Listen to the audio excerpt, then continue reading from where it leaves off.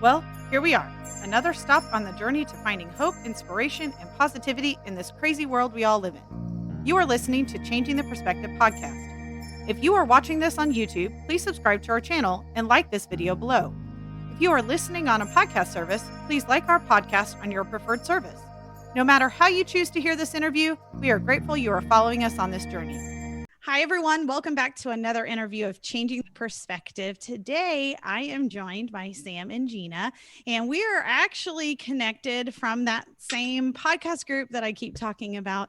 It's a great community that everybody's really gotten involved in and just supporting each other in their adventures of podcasting. Sam came to us with a story of he is autistic, and he really just has an amazing podcast. He's gotten sponsors. He's doing some cool things. And he really just wants to talk about autism and taking the stigma away of what that really looks like. He is joined by Gina, his mother, to talk about the parents' perspective, as well as she wrote a bio about how proud she is of what he has accomplished. So we're excited to hear from both of you. Also, thank you so much for joining us today. So Sam, I guess kind of tell us a little bit about you and all of that. Yeah, so I'm Sam. I'm a senior at my high school. And yes, I run a podcast. It's called Autism Rocks and Rolls, and it's about autism. It's how we cope with daily struggles that you may or may not understand. But what I do in my free time is I love dogs, as you can tell. I got a background of a pit bull in the background. I like humor, like my mom's chewing on a pen right now. I think that's hilarious. Knowing her. She does that a lot. What else? I love professional wrestling. I loved it since I was 6. Okay. Still do. And I enjoy to swim. I enjoy the great outdoors. That's fun. That's fantastic. So a senior in high school, are you excited about graduating? It's a combination of exciting nerves. So I always call it an exciting. I always like to combine words. There we go. Exciting. I mean, I'll tell you from the neurotypical standpoint, it was nervous and exciting for all of us as well. So that's not just unique to you for sure. So tell us you talked about wanting to take the stigma away or kind of in your bio. So what are some of the things you really want the audience to kind of know about autism or things you just hope they would know about that? That we're not dumb, stupid, or broke, that we don't need to be fixed. We're fine. You don't need to mess with us. Just let us be and let us do our thing. Yeah, I like it. Gina, do you want to say something? Yeah, I just wholeheartedly agree with him. That's always what I say from a mother's standpoint is he's not broken. I mean, he is very successful. I always say, has he had to have resources along the way? Absolutely. Like we put those in place very early just to help him. But on the flip side of that, most parents do. Even if they're non-autistic, they still put things in place for them to be successful. And, our life has consisted of having Sam as our child and him being on the spectrum, but it's not dominated. Mm-hmm. He's almost a 2nd degree black belt in Taekwondo. Wow. He runs his podcast. He's made good grades. And, I would never downplay any kind of challenge or struggle with autism because it is challenging. Mm-hmm. But I just think, Sam has always kind of chosen to have it within his repertoire of, who he is, but he's not always put it first. But he can if he chooses to, and he embraces it, and he's not ashamed. We're not ashamed, and it is just who he is. Yeah. So what are some of the struggles, Sam, that you deal with kind of in your day-to-day that you think maybe are part of the autistic world? I don't. Let's use the first one. I always joke around this one. This is true though. Oops, that's not right. How much time do you put your foot? How much time do you put your foot in your mouth, or said something? All the time. Okay. Add that times 1,000. That's one of them. Got it. It's awful. I don't do plan Bs, and I don't do social interactions the best. I don't know how to enter next to conversation. I get excluded a lot. Really, really bad. Yeah. I do have I really bad sensitive hearings. Mine is mainly certain noises. Like I have a Xbox 360 and it's awful. It makes an awful noise. I just have to hit the mute button and just play a game mute, really. And that's chill. I mean, I can still play the game, so all that really matters as long as that game's working. And with the Xbox too, from my perspective, I can barely hear it. But somebody that's on the spectrum tends to have high sensitivity to, just because of brain wiring and neurologically, they tend to have a sensitivity to, doesn't have to be a loud noise. It could be a really soft, high pitched noise. Or when Sam was growing up, he didn't like spontaneous noises. If he didn't know it was coming, it was like a firework or like an alarm in Walmart. That's me being startled. I hate it. It instead of getting scared, just pisses me off. Yeah. Well, you see a lot of kind of the sensory overload children wearing headphones a lot, and I assume that's for that factor, I guess. There were several times when he was growing up that we had to I can think of one time when he was 2 or 3, we put him in a little basketball program and in the county over, and we just thought this would be really good for him. And I'm pretty sure it was before we had the official diagnosis. Yeah, it was, because he was 2 or 3 and he was diagnosed when he was 4. But I just remember he couldn't really function on just even having fun and running around and playing the game, because he figured out the buzzer was coming from the thing on the wall. And so he would constantly stare at that, waiting for that buzzer to go off. And then I think at one point they the people that were in charge of the game realized what was going on, and they thought, okay, we just won't use the buzzer. And that didn't even help, because he was waiting on it. And I think they forgot one time, and then we realized how big of a deal it was, but they didn't. So, it's there's a high sensitivity there. Is it only hearing that you're ultra sensitive to, or are your other senses heightened as well? I don't handle trash well. Okay. So your sense of smell. Smell. But that's really it. It's just mainly my hearing. Yeah. Well, you don't certain he takes the tags out of his shirts and it feels, sure. Yeah, I don't like my hoodies hanging down. It looks like a big tail on your head. And then holes in my shirt, because when they rug out, I always want to for some reason be Hulk Hogan and rip them out. Yeah. So then, would you consider you to have kind of a form of OCD within that realm as well, because of those feelings and stuff?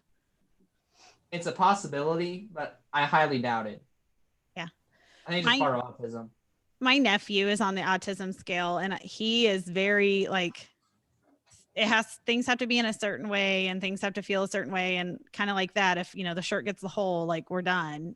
You can't fix it. We're done. And so I wondered if that was he did wet clothes. I can remember. Still wet clothes. I don't like my shirt wet or my the end of my pants wet. I mean, if you're at knee up above, fine, I can deal with that. But wet down there with the pants, ugh.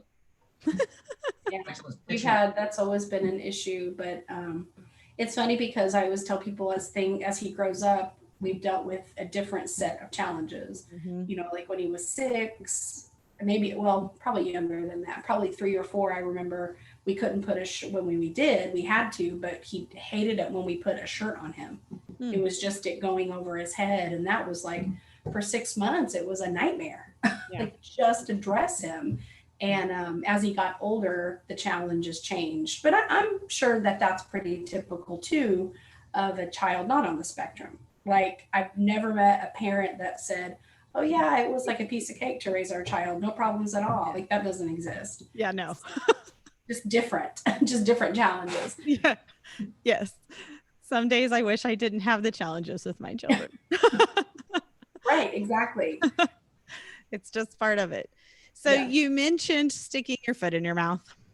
So your filter to when to say something and not is not there. Oh, it is not there. I think I've made some people mad with that. Hey, at least you're honest all the time. Thank you. See? And he's aware. He's aware. Like that is kind of a plus because lots of people on the spectrum will argue with you about it, or they'll say, what, and not even realizing it. He knows. And just the fact that he's conscious of it actually helps because But then there sometimes I'm still like, what? Like you said. But he'll start to be blunt, but then you think, oh, shouldn't say that, and comes back. So yeah, well, it doesn't come back. It's already too late. Yeah, sometimes. Well, I mean, truly the world needs a little more understanding to people being honest. So more power to you. I know not everybody perceives it that way, but Well, I'm so proud of him for being as confident and outspoken that he is. But then from a parent standpoint too, I'm like, okay, but when you go to work, when you get a job, Yep. it becomes to where you don't have to be perfect, but you have to worry about offending somebody because you just have to worry about that. And so that's when you have to understand, like when you're with your friends, when you're with your family, when you're around your grandma, when you're at work, when this happens, I don't know about family, in my opinion. I mean, work, sure, I can agree with that, but family, no. You're supposed to be yourself around them. You're not gonna what I call behave around them. That's true. I mean, depends how you look at it. that's fair. That's totally fair. So, what are some struggles you experienced during school? You mentioned that you kind of had resources. I assume school was one of those major kind of areas of resources. So, what did you have to go through during kind of school with your struggles and stuff? Mainly exclusion and a lot of speech therapy. Still I'm in it. Lots of speech therapy, believe me. And I would say I'm using my resources to the best of my ability, like getting extra time on tests, getting them read to me. Yeah. Using little hints or acronyms. I came up with one the other day. It was kind of funny. It was for a government test, and it was Jason fought Curtis Brown slowly like pizza. And what was I that went five for? and he ate pizza. What did you have to come up with that for? What was the test about? For memorization for like the 6 basic principles Ah, for government. okay. I can easily read them because I remember that acronym: judicial review, federalism, checks and balances, separation of powers, limited government, and popular sovereignty.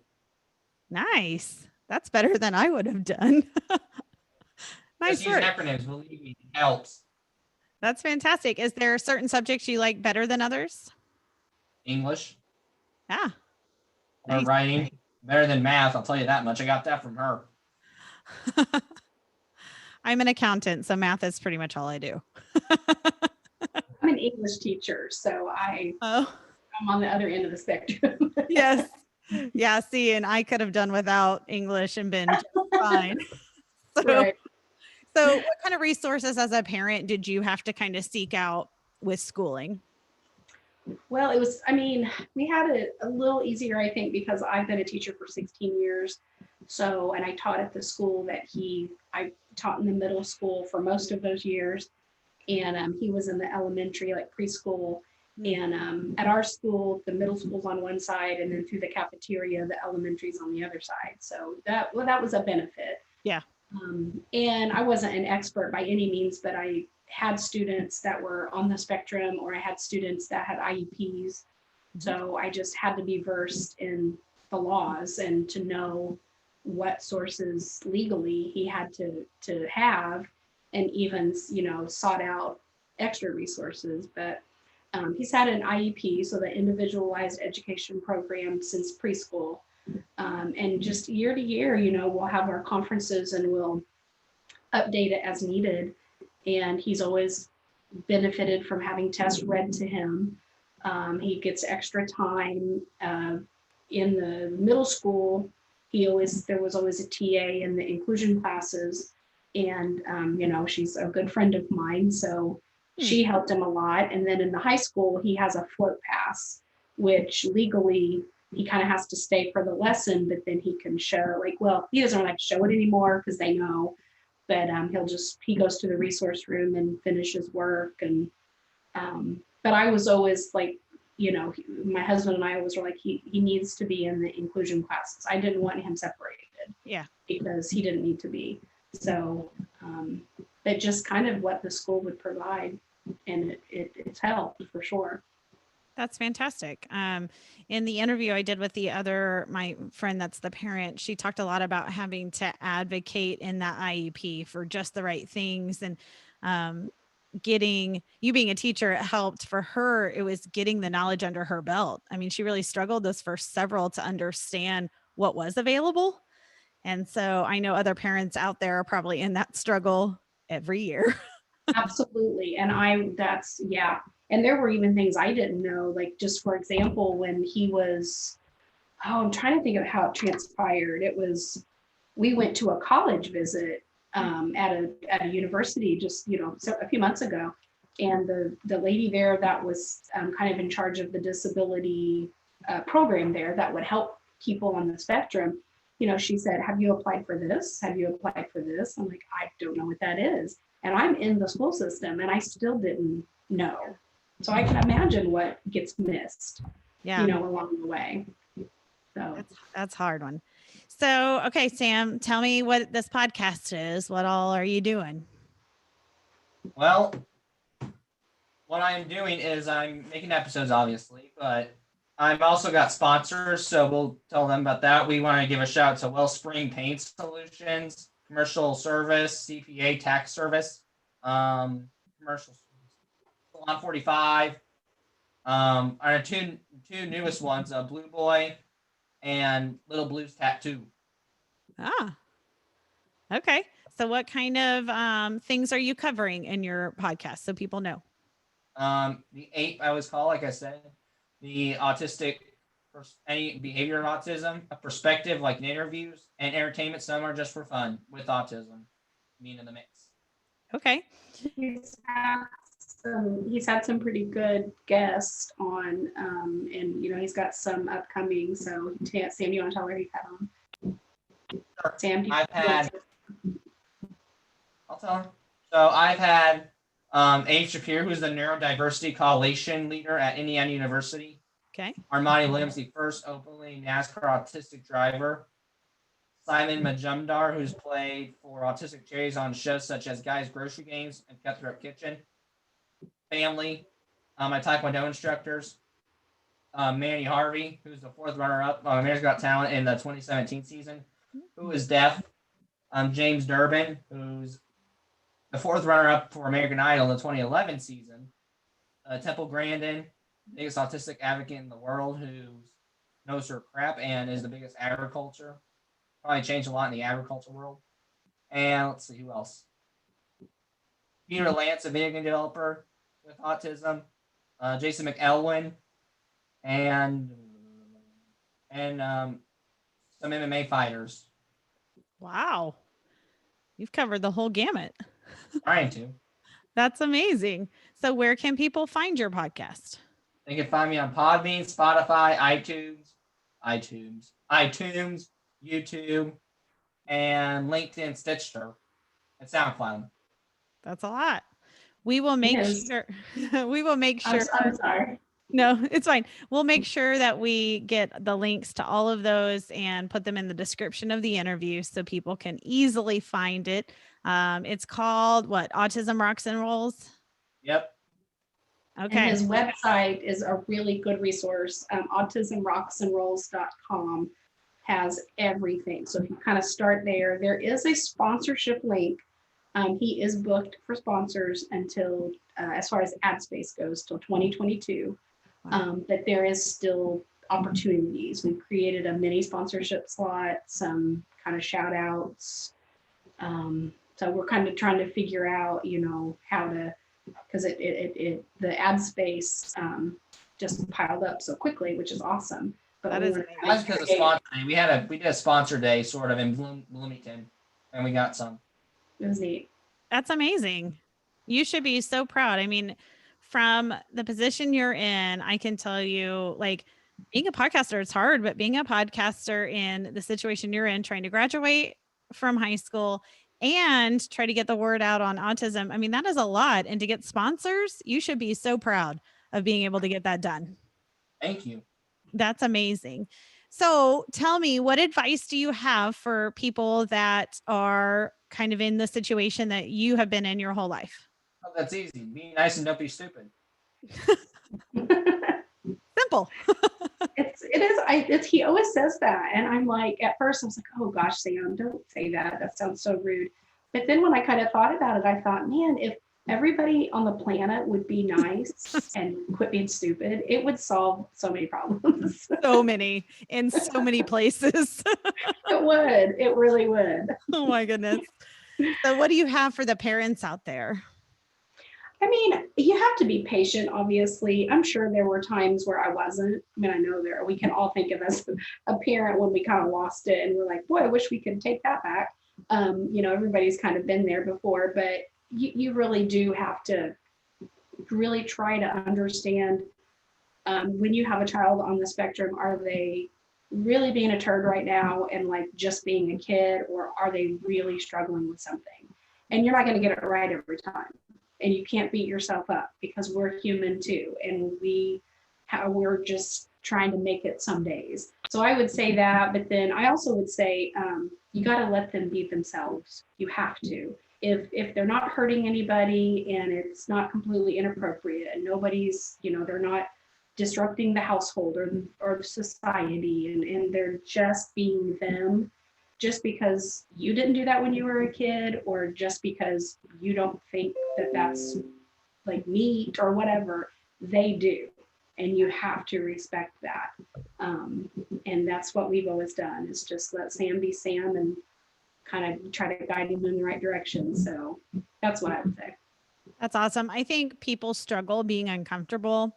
And when you meet a person that maybe talks differently or reacts differently or isn't involved in the conversation, like maybe the average individual, that uncomfortableness makes you want to kind of close off. And right. The world doesn't know how to function in the uncomfortable place. And right. If people would get over themselves, they would get over that fairly quickly. Right. So, well, and I think Sam has talked about exclusion before.